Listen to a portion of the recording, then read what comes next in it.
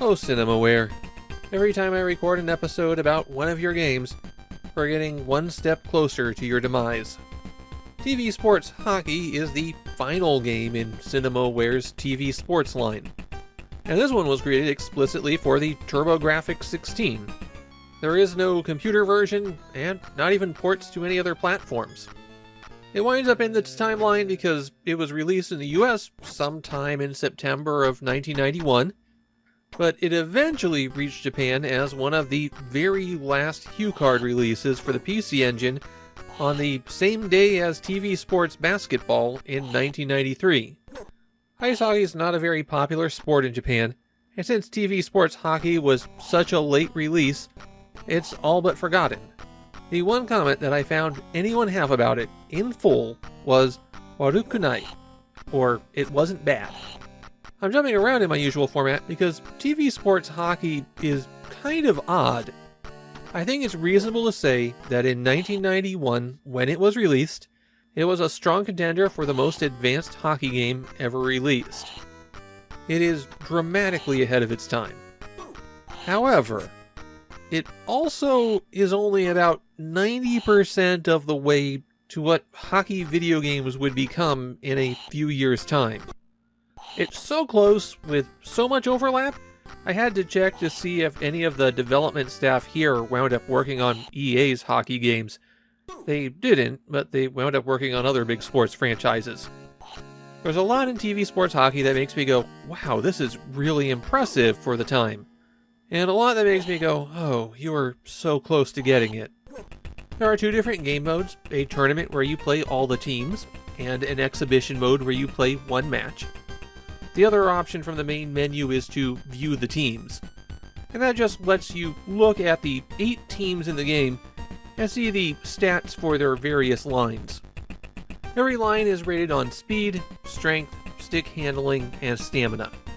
They also have an energy percentage that gets worn down as you use them. All 5 players who are on the ice for a line have exactly the same stats. The goalie is separate and has their own stats. When you play an exhibition match, you pick the opposing team first, and then what team you're playing second. I have no idea why they decided to do that. In a match, one team always wears blue uniforms, the other team always wears red uniforms. You also have a choice before the match of easy rules or full rules. If you choose easy, which I did, then they don't call offsides. The first thing you're going to notice when a match starts is the cinematic camera view when the puck drops. You can position your player a little bit and have some fine control over how they're using their stick. Once the puck is in play, then button 1 passes and button 2 shoots in the direction that you're pushing the D-pad. If the goal is generally in that direction, then you'll make a shot on the goal, and there's an arrow that's constantly bouncing back and forth on the goal to tell you where you'll aim when taking those shots. If your team doesn't have the puck, then pressing button 1 will cycle through the player that you're controlling. Usually this prioritizes the person closest to the puck, but I've seen it do weird things. Button 2 will try to steal the puck away from someone. And of course there's fighting in TV sports hockey.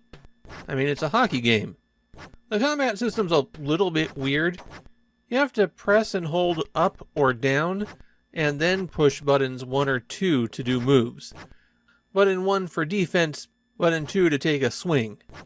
I found that the best strategy was backing away, staying just out of reach of their punches, and then stepping in with a counter punch of your own. If you try to block, then you're really just trying to outguess the opponent. Spacing was way more consistent for me. The person who gets knocked out gets sent to the penalty box. That leaves their team down a man on the ice. There seems to be room in the penalty box for only one person, so a fight won't occur until they're back out of the box, and then another one will happen pretty quickly. If you're concerned that your line is getting tired out, you can hit select when the game is heading into a face-off, and that will let everybody change their line. You get your choice of A, B, or C. In the exhibition games I played, I didn't notice the teams getting tired out. It seems like it's more of a factor if you play out the entire tournament. And that's the way the game works. I think everything played just well enough that I'd consider the problems I had while playing to be skill issue, rather than fundamental flaws. But there are still little quirks. The limited number of teams, the lack of individuality for your players, the way the music kicks in and off in spurts, sometimes interrupting the musical phrase that the organist is playing. With hindsight, I'd call TV Sports Hockey a really good effort. But much better hockey games were right around the corner when it was released. Games with a lot more polish, a lot smoother controls, just better to play. The sad thing is, even if TV Sports Hockey had that extra little bit of polish that put it over the top, getting released on the TurboGrafx 16 in 1991 was pretty much a guarantee that no one would know it existed. It is a very good attempt that was always doomed to fail.